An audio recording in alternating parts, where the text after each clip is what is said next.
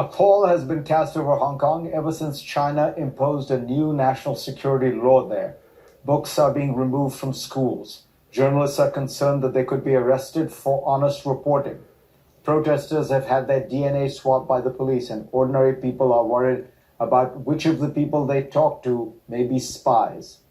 My next guest, Nathan Law, has been a leader of Hong Kong's protest movement, and he fled the city after the law was passed. Nathan, first, what is the atmosphere among the leaders of the protest movement, among ordinary Hong Kongers right now? Well, of course, people are worrying because the national security law basically grants Hong Kong government a sweeping power to prosecute political activists that they like to, because the law is written in a very thick form. For example, if you trigger hatred towards the central government or the Hong Kong government, you could be prosecuted, but they have never defined what so-called creating hatred mean. It would be a tailor-made cases for a lot of political activists in Hong Kong and provide legal weapons for the government to conduct political prosecution.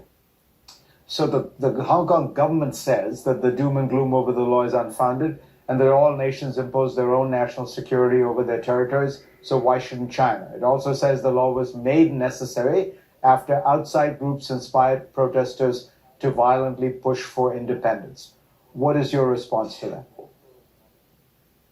The national security law in Hong Kong specifically target freedom of expression, which none of the other national security law would restrain.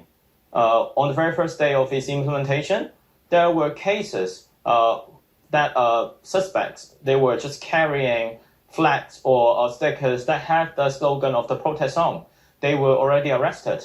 And the next day, the government announced that the slogans of the movement are considered to be breaching the national security law. So you could see that it is not targeting those so-called violent protesters, but targeting the freedom of expression of people, and they will prosecute you just because you are exercising your right to speak. So this is a fundamentally different thing in Hong Kong, and they're using it as a legal weapon to really target peaceful protesters.